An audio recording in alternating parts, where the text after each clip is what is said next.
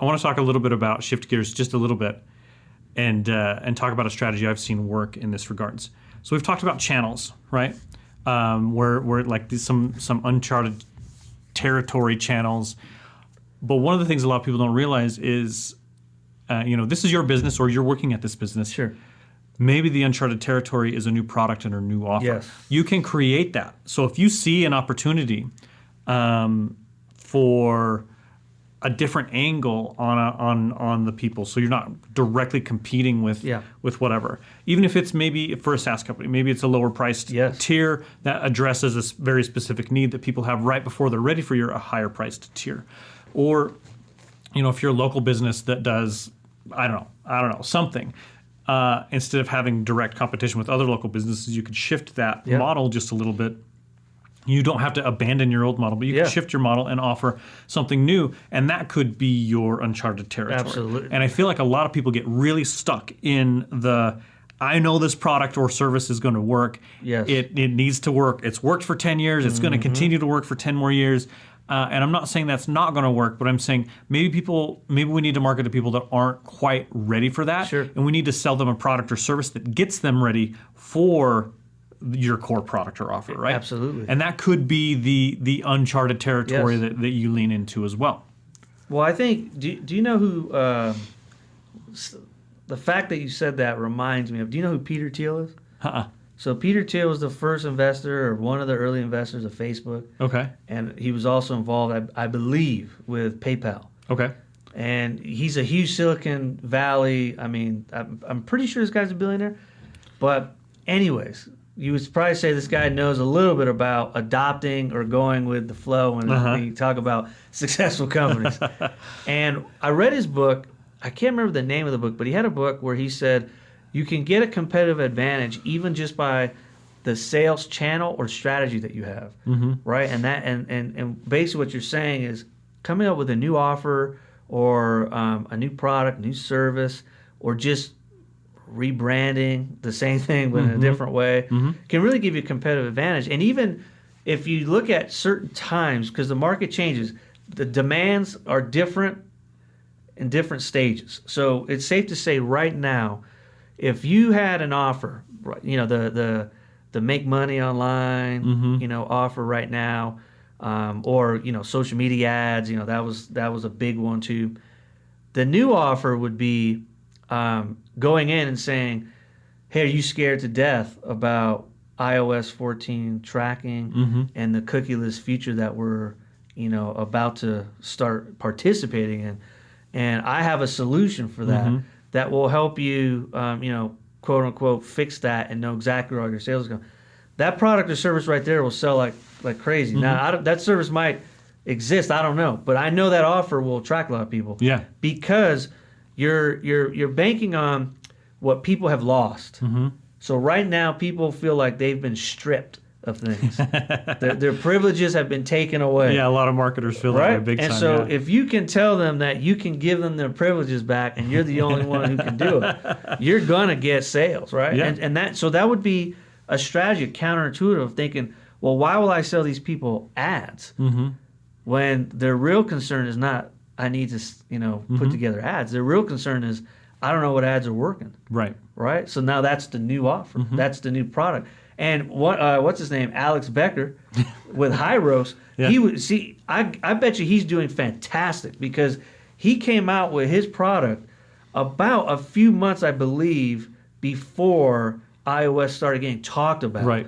And so he was pretty much ready to go with a great offer, knowing that people will be scared to death once iOS hit. And I bet you there's so many people who hopped onto the service. Oh, totally. And if people don't know what we're talking about, he launched a product called Hyros, which helps, quote unquote, fix attribution between ads channels due to losing that when iOS 14 started blocking tracking cookies and things like that.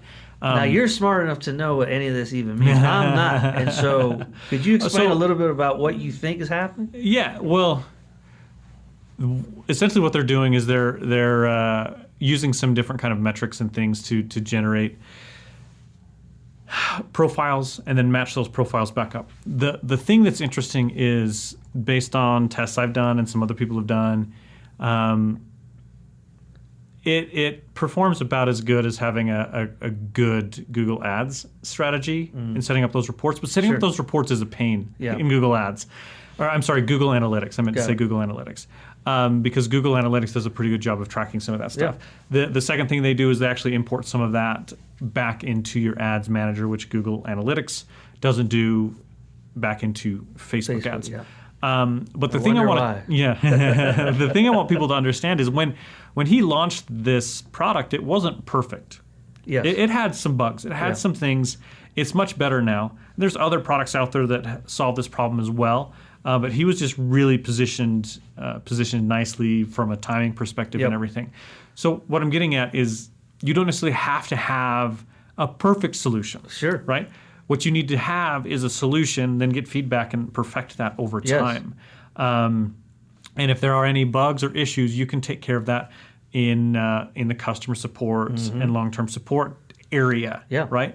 Because a lot of people have, a lot of businesses have an opportunity to lean into like a new product or offer, but they stress out about it not being good enough or whatever. And you don't need to worry about that stuff quite so much. Yep. You kind of need to get it out there and then perfect as you go. And this works for local businesses. This doesn't have to be like a tech business or whatever. One great example of a pivot is I work in a creative studio. I have an office, and I'm surrounded by lots of artists and things like that.